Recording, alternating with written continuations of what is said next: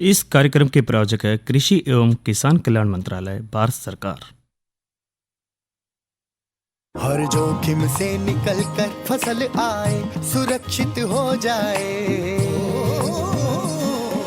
फसल बीमा से हर किसान अब आत्मनिर्भर हो जाए। संकट के समय प्रधानमंत्री फसल बीमा योजना किसानों के लिए वरदान है। अब सूखा पड़े या बाढ़ आ जाए, कोई डर नहीं। अब ओले पड़े या कीट पतंगे फसल खा जाएं, कोई फिक्र नहीं, क्योंकि हमने लिया है प्रधानमंत्री फसल बीमा। बुआई से फसल कटाई तक हर जोखिम का दावा, न्यूनतम प्रीमियम पर अधिकतम भुगतान का वादा। योजना से हर साल जुड़ रहे हैं 5 करोड़ से ज्यादा किसान। अब आपकी है बारी। नजदीकी कृषि कार्यालय, सहकारी समिति, बैंक शाखा, अधिकृत बीमा कंपनी या जन सेवा केंद्र में स्वेच्छा से करा सकते हैं पंजीकरण। फसल बीमा पोर्टल या फसल बीमा ऐप द्वारा भी कराया जा सकता है पंजीकरण। प्रधानमंत्री फसल बीमा योजना, आपकी फसलों का संपूर्ण सुरक्षा कवच। कृषि एवं किसान कल्याण मंत्रालय, भारत सरकार। किसान वाणी कार्यक्रम सुनने वाले सारे बाण भाइयों ने विनोद मोरवाल की राम राम। भाइयों, दिनादिन सर्दी बढ़ती जा रही है और मौसम बढ़िया तरिया हो रहा, क्योंकि देखिए सर्दी भी है और गर्मी भी, दोनों चीज़ हमने ज़रूर चाहिए, हर एक मौसम चाहिए, क्योंकि हमारी फसल भी जब पकेगी। तो आज कार्यक्रम में हम बहुत सारी चीज़ लेकर आ रहे हैं, विषय पर बातचीत भी होगी और कुछ मनोरंजन भी होगा, साथ के साथ कुछ संदेश भी होंगे। तो आज जो हम चर्चा लेकर आ रहे हैं, सर्दियों में मधुमक्खियों की देखभाल, और साथ के साथ मौसम बाजार भाव कल के कार्यक्रम भी है, और नई फसल नई उमंग में आज हम बात करेंगे मसाले वाली फसल जीरा की काश्त के बारे में। और साथियों देखिए, परंपरागत खेती के बारे में भी ज़रूर बताओगे, और साथ के साथ अब फिलहाल जो पहले चर्चा कर लेते हैं वह सर्दियों में मधुमक्खियों की देखभाल। क्योंकि देखो, जाडे मत साथियों सेहत बनानी है तो हमने शहद भी चाहिए, मजबूती भी चाहिए, और घी दूध जड़ा हो उड़ते अपने टाबरा की जो सेहत वह देखते ही बनती है। और जब बत हम नंबर 1 हैं, चाहे वो मेडल लाने में हो, चाहे वो पढ़ने लिखने में हो, और चाहे वह किसी भी क्षेत्र में हो, हमारे जो टाबर है, हमारे जो बालक है, हमेशा वो आगे रहे।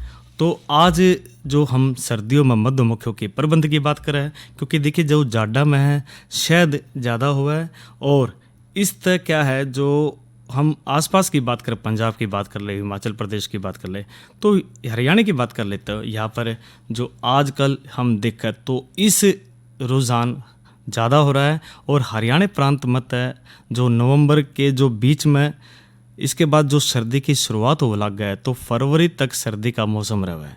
और इस दौरान जो मध्य दिसंबर है वो तक ये जो तोरिया है, तो दिसंबर तक फरवरी तक सरसों राया की फसला में फूल की जो अवस्था से उसमें उपलब्ध रहे। क्योंकि देखिए जो फलाड़ी जो फसल है उसमें मधुमक्खी पालन का प्रमुख जो आधार से, और हरियाणा में जो सर्दी का मौसम है वो मधुमक्खी पालन के लिए सबसे बढ़िया माना गया है। और ये कारण से कि जो मधुमक्खी पालन से वह गर्मी और जो बारिश के मौसम में फूलों की तलाश में जो मधुमक्खी कॉलोनियों को दूसरे प्रांतों में भी हमें वह स्थानांतरित कर देवा है, और सर्दी शुरू होने तक ये वापस लौट भी आवा है। और इसके अलावा हम बात पंजाब की बात करें, हिमाचल प्रदेश की बात करें, या फिर आसपास के जो क्षेत्र है उसकी भी बात करें, तो वाड़े भी मधुमक्खी पालन अपनी मधुमक्खियों के बक्से में इस मौसम में हरियाणा में स्थानांतरित कर देवा है। और सर्दियों में जो प्रबंध की बात करें तो विशेष उपाय अपनाकर न केवल शहद की हम पैदावार बढ़ा सके, बल्कि जाडा में हम आखिरी तक मधुमक्खी वंशों की संख्या भी हम इसमें बढ़ा सकें। तो साथियों, बक्सों को स्थानांतरित करने की पहले हम बात कर लेते हैं कि हम इसमें किस प्रकार करें। देखिए, कोई भी कार्य हो उसमें हमने योजना तय बनानी पड़ेगी, और योजना जब हम बनाओगे तो जब तक काम हमारा बढ़िया तरीका होगा।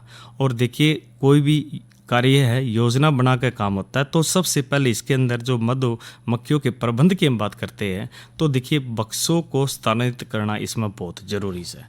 और इसकी आप बात करें तो जाडे में मौसम में मधुमक्खी के बक्सों को ठंडी हवा तक बचाकर हम खुली धूप में रखे हैं, और बक्सों का जो प्रवेश द्वार है जड़ तो वो घुसा है और निकला है तो उसमें पूर्व और पश्चिम दिशा में नहीं रखना चाहिए, क्योंकि इन दिशाओं तक ठंडी हवा और बक्सों में इसमें सीधी ठंडी हवा लगे है। तो इस चीज़ का ज़रूर ध्यान रखना चाहिए। जो बक्स हम एक तो दूसरे स्थान पर रखा है तो ऐसा ज़रूर करना चाहिए कि उनका ठंडी हवा नहीं लग गए।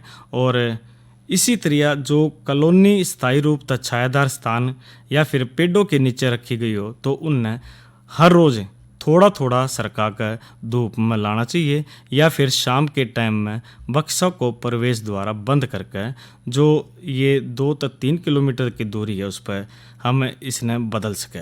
और इसी तरह जो हमने प्रवेश द्वार की जो बात करी थी, पूर्व और पश्चिम दिशा में नहीं रखना चाहिए इसका मुंह। और ठंड तक बचाव की बात हम जाडे में करें तो सर्दी तक बचाणता ही मधुमक्खियों तक सटके और घने झुंड में बैठना पसंद करे है। इसलिए हमने सर्दी शुरू होने पर कॉलोनियों का अच्छी तरह निरीक्षण करना चाहिए और मधुमक्खी बक्सों में तय जो खाली छतों को हटाकर हमने इसमें सुरक्षित हम स्थान पर रख देवा है। तो प्रवेश द्वार न छोड़कर बक्सों के जो सारे सुराख और छिद्र से वो बंद कर देने चाहिए। और नूतः मधुमक्खियाँ अपनी मांसपेशियों की हलचल से गर्मी उत्पन्न कर छाते का जो तापमान है वो नियंत्रण करती रहती है। फिर भी जो खाली जो स्थान है उसमें सूखी घास या फटे पुराने जो कपड़ों की जो पैकिंग है वो उसमें दी जा सकती है। और जो बक्से में तापमान नियंत्रण करने में ये इसमें सहायता करती है। तो बक्सों का इब अवलोकन की बात करें तो देख रेख की हम बात करें तो मधुमक्खी वंशों की जो प्रगति है वो जानता ही हमने बक्सों को खोल कर इनका हमने निरीक्षण करना चाहिए और देखना चाहिए भाई इसमें मधुमक्खी आ रही है या नहीं है, किस तरह इसके अंदर वो आगे बढ़ रही है। तो ज़्यादा जाडा होने के टाइम बक्से खोलने नहीं चाहिए, क्योंकि ठंड के कारण जो शिशु मरने का इसमें भैरव है।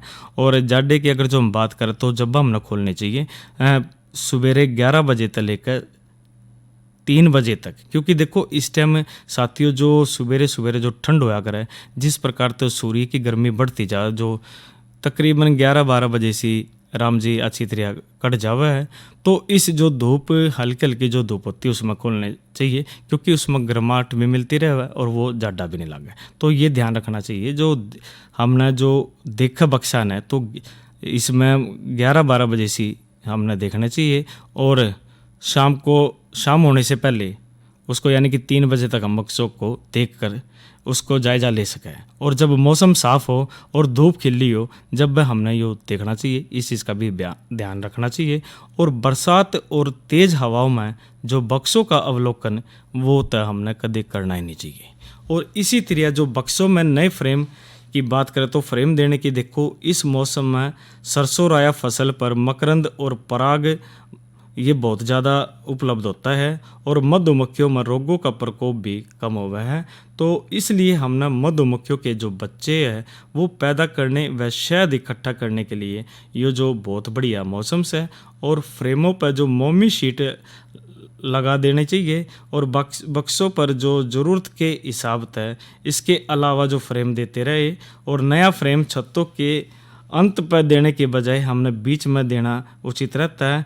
और जब ये कॉलोनी 10 फ्रेमों पर पहुंच जाती है तब मधु कक्ष यानी जो सुपर लगाने की जरूरत पड़ती है। और इस दौरान जो मधुमक्खियाँ खूब शहद इकट्ठा करती है और अच्छा प्रबंध अपनाकर हम इस दौरान 3 से 4 बार शहद हम इसमें निकाल सकें। तो साथियों बक्सों को हम नए फ्रेम के माध्यम से इसमें ध्यान रखना चाहिए। और इसी तरह अगर जो हम वंशों के विभाजन की बात करें तो फरवरी में जब तापमान बढ़ने लगता है तब मधुमक्खियाँ प्राकृतिक विभाजन का मन बना लेती है और इसके लिए वो पहले नर कोशिकाएं जिसे हम ड्रोन सेल भी कह देते हैं वो बनाती है।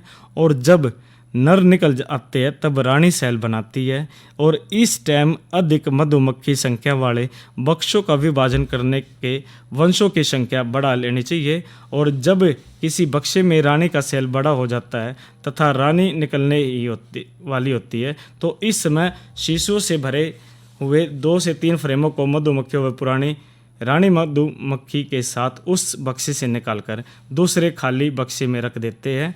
और सेल से रानी निकालने के बाद पुराने बक्से नई रानी मिल जाएगी। तो साथियों, जो सर्दियों मधुमक्खियों का प्रबंध है उसकी हमने बात करी, और अब छोटी छोटी अगर जो सूझबूझ हम काम लेवे तो इस क्षेत्र में भी हम बहुत बढ़िया मुनाफा कमा सके हैं। क्योंकि देखो, जो शहद की जो डिमांड बढ़ती जा रही है, या दवाइयाँ की बात करें या सेहत की बात करें, तो इसमें ज़्यादा से ज़्यादा मार्केट में हम बढ़िया मुनाफा ले सकें।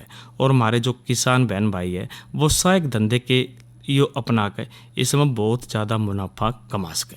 तो साथियों, आज जो हम ना जो पहली चर्चा करी से सर्दियों में मधुमक्खियों की देखभाल के बारे में बात करी, और अब एक संदेश सुन लेते हैं, और संदेश के बाद आप नई फसल नई उमंग के बारे में बात करेंगे, यानी जो मसाले वाली जो फसल है वो जीरे की काश्त की बात करेंगे। लेकिन पहले ये संदेश सुन लेते हैं और बहनों और भाइयों का बढ़िया सा मनोरंजन भी करवाते हैं कार्यक्रम किसान वाणी में।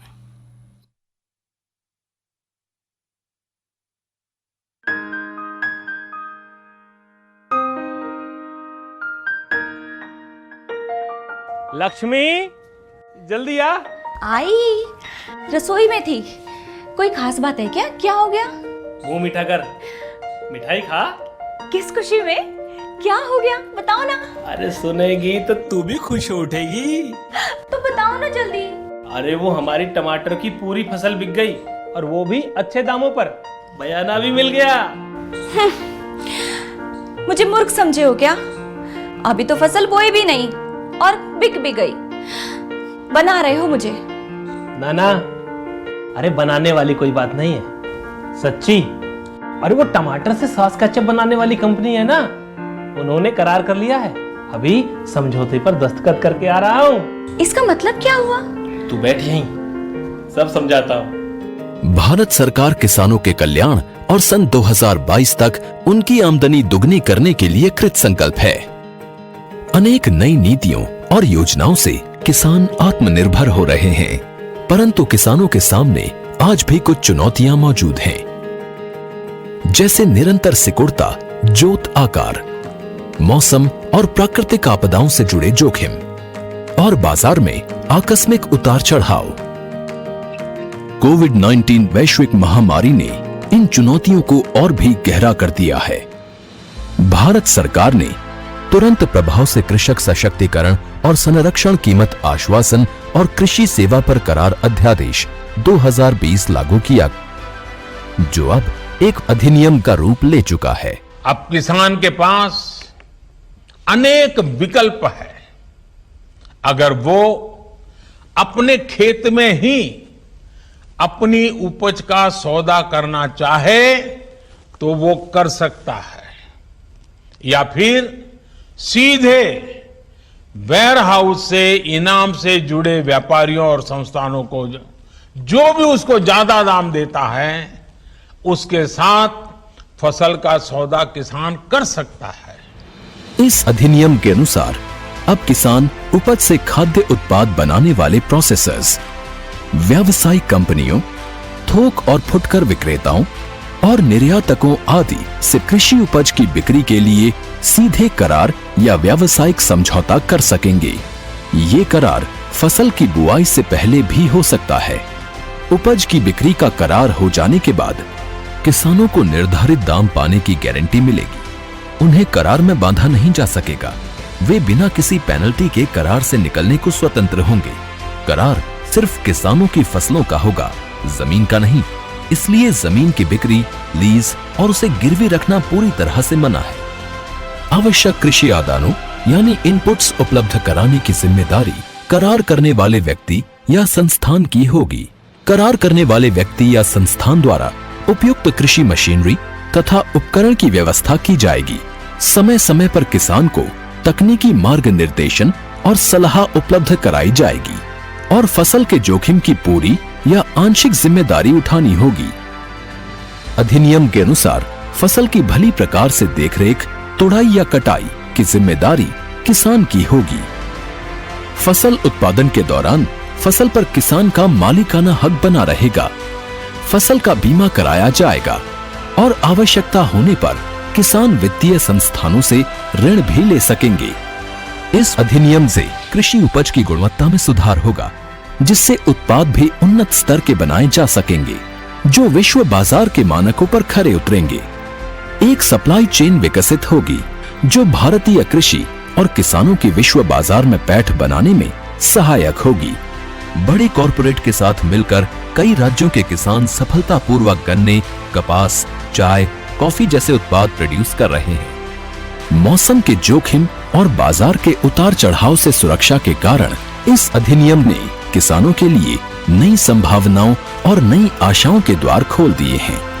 अधिनियम ने भारतीय किसानों की समृद्धि का मार्ग प्रशस्त किया है। अच्छा ले, अब तो मुंह मीठा कर। आत्मनिर्भर किसान, आत्मनिर्भर भारत।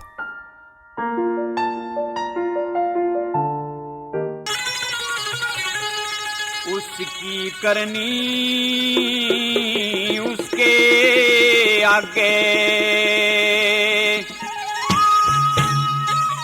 जिक्र करया न करते, मरती बरिया दुश्मन के सरे, दोष धैर्या न करते। उसकी करनी उसके आगे, जिक्र करया न करते, मरती बरिया दुश्मन के सरे, दोष धैर्या न करते।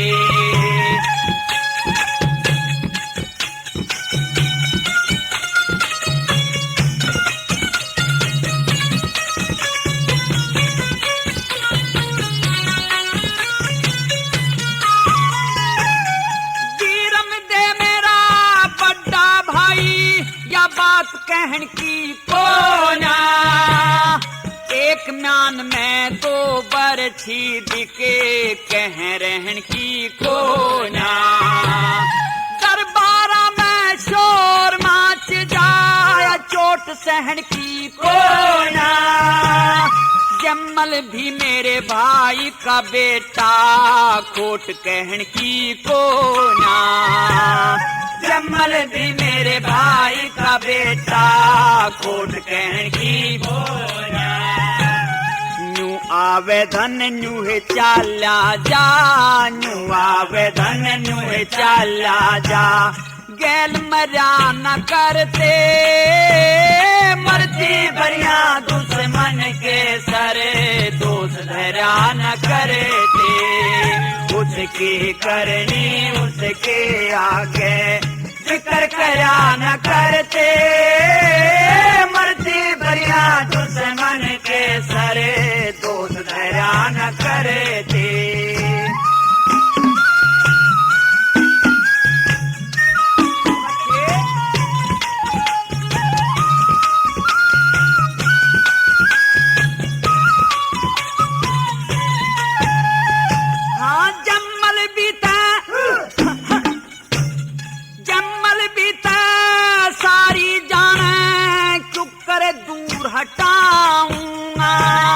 बालकपन नादान अवस्था, क्यों करे घर ते ताऊंगा। 10 मानस का अच्छे हो जावे, क्यों कर जीव हलाऊंगा। बेशर्मी ते दरबारा में, क्यों करे आंख मिलाऊंगा। बेशर्मी ते दरबारा में, क्यों करे आंख मिलाऊंगा। बब्बर शेर भी भूखा मर जा, बब्बर शेर भी भूखा मर जा। पर डाब चर्या न करते, मरती बरिया दुश्मन के सरे, दोष धैर्या न करते।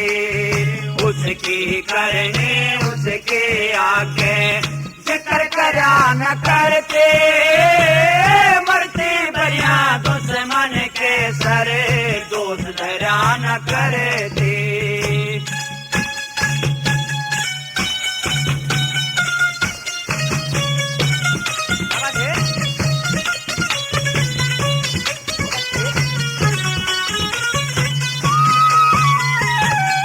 एक बेल का दो तुम्बे हो, एक ही हो से उनकी जात। एक फिर गलिया में बजता एक साधु संता के साथ। एक बाप का दो बेटे हो, एक ही उनका हो से गात। एक तेसर बदनामी धर ले, एक करे पंचा में बात। एक तेसर बदनामी धर ले, एक करे पंचा में बात। पेज के ऊपर जहर का प्याला, पेज के ऊपर जहर का प्याला। झूठ भरा न करते, मरते भरिया दुश्मन के सरे। दोष भरा न करे थे, उसके करने उसके आगे। जिक्र करा न करते, मरते भरिया दुश्मन के सरे। दोष भरा न करे थे।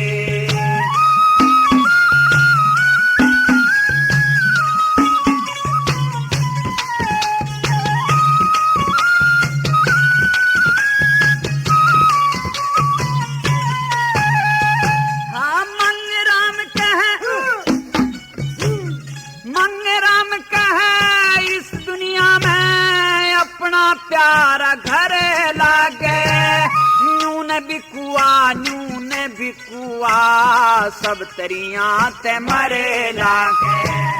बद से तो बदनाम बुरा मन, बदनामी ते डरे लागे। तब इसी कसूती बात कही, मेरा धरती के मसरे लागे। इसी कसूती बात कही, मेरा धरती के मसरे लागे। भाई गला बैर करे वो, भाई गला बैर करे वो। कदे तिरिया न करते, मरती बरिया दुश्मन के सारे। दोष धरा न करे थे, उसके करने उसके आगे। जिक्र करा न करते, मरते बरिया दुश्मन के सरे। दोष धरा न करे थे। अरे अरे अरे क्या कर रहा है? इधर इधर इधर हम बोल रहे हैं, तेरे बीजू का। उतला बोल रहा है? हाँ, पक्षियों से तो हम खेत को बचा लेते हैं, पर इन घातक रसायनों से कैसे बचाएं? मतलब? देख बेटा, तू जो ये अंधाधुंध रसायन मिलाता है ना, मिट्टी की सेहत बिगड़ने लगी है। और जब माटी ही कमजोर पड़ जाएगी तो उपज कैसे सेहतमंद होगी? अरे पहले ऐसा नहीं था। पूछना अपने बड़े बुजुर्गों से, कैसे फसल लहलहाती थी, शुद्धता झलकती थी। हाँ, माटी भी तंदुरुस्त और लोग भी। अरे पहली वाली बात कहाँ? पर अब तो सभी डाले हैं। सब नहीं, आज भी लाखों जागरूक किसान परंपरागत विधि से फसल उगा रहे हैं। खर्चा कम और उपज की कीमत भी बेहतर पा रहे हैं। सच है? रे बेटे, एक्सपीरियंस से बता रहे हैं, धूप में बाल सफेद नहीं किए हैं। हाँ। ठीक है भाई, मैं भी आज से जैविक खेती शुरू करूंगा। माटी से प्रेम की परंपरा है, परंपरागत खेती।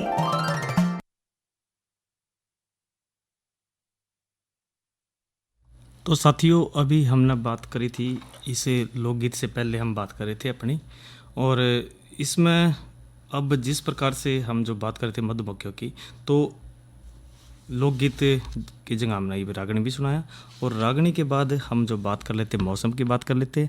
आज का अधिकतम 21 तापमान रहा और जो न्यूनतम 10, और कल की बात कर लेते हैं, अगले 24 घंटे की बात कर लेते हैं तो 21 डिग्री सेल्सियस ये अधिकतम और न्यूनतम 7 डिग्री सेल्सियस रहने की इसमें संभावना है, और 6 से 14 किलोमीटर प्रति घंटे की हवा से रफ्तार से हवा चलेगी। और अब कल के कार्यक्रम की बात करें तो कल है इतवार, और इतवार को हम कार्यक्रम लेकर आकर थारी चिट्ठी मारेगी। तो ये तो थे कल के कार्यक्रम की बात, और मसाले की भी बात कर हम ज़रूर करते हैं। लेकिन एक आजकल जो चर्चाएं चल रही है, ये कृषि सुधार जो कानून है उसके बारे में बात करें। कृषि उपज व्यापार और वाणिज्य यानी कृषि संवर्धन और सरलीकरण कानून 2020, और इस कानून की बात करते हैं। इस कानून में एक ऐसा इकोसिस्टम बनाने का प्रावधान है जहाँ किसान और व्यापारियों को राज्य की MPMC agriculture producer market committee की रजिस्टर्ड मंडियों से बाहर फसल बेचने की आज़ादी होगी, और इसमें किसानों की फसल को एक राज्य तो दूसरे राज्य में बिना किसी रोक टोक के बेचने को बढ़ावा दिया गया है।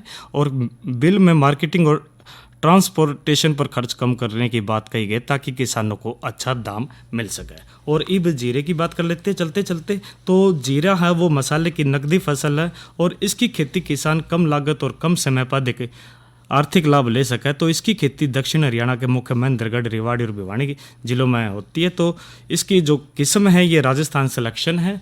और इसी तरह जो राजस्थान जीरा 19 है। और बिजाई के टाइम की यदि हम बात करें तो इसकी बिजाई तय हमने 15 नवंबर तक 15 दिसंबर का जो समय बढ़िया है। और इसको कतारों में और छिटकड़वा विधि द्वारा बोया जा सका है। और कतारों में बिजाई के लिए 3 से 4 किलोग्राम और छिड़कावा विधि द्वारा 4 से 6 किलोग्राम प्रति एकड़ बीज की इसमें आवश्यकता होती है। और खेत की तैयारी की बात करें तो जीरे के लिए जो बढ़िया उपजाऊ बुलंद दोमट मिट्टी की जरूरत पड़ती है जिसमें पानी का निकास अच्छा हो। और बिजाई से पहले 6 से 8 टन सड़ी गोबर की खाद में डालकर 2 से 3 बार जुताई करके इसमें हम खेत तैयार करते हैं। और खरपतवार नियंत्रण की बात करें तो इसमें पहली सिंचाई के तुरंत बाद इसमें और दूसरी इसके बाद 8 से 10 दिन के बाद करनी चाहिए। और बीमारियों की रोकथाम के लिए अल्टोनेरिया ब्लाइट और झुलसा रोग के प्रकोप से पत्तों से किनारों पर सफ़ेद धब्बे बनते हैं। और इसके लिए हम जो थामरस एमिसॉन नामक दवा 2.5 ग्राम प्रति किलोग्राम के हिसाब से उपचारित करनी चाहिए। और खड़ी फसल में मैकोनाजिम 400 ग्राम और दवा 200 लीटर पानी में डालकर छिड़काव करना चाहिए। तो साथियों ये तो बात करी हमने जीरे की। तो आज के कार्यक्रम के इस बाकी प्रायोजक कृषि और किसान कल्याण मंत्रालय भारत सरकार। तो आज के किसान वाणी कार्यक्रम में इतना ही। थोड़ी देर में आप हिंदी में समाचार सुनेंगे जो हमारे दिल्ली केंद्र से रिले होंगे। कृपया रिले का इंतजार कीजिए।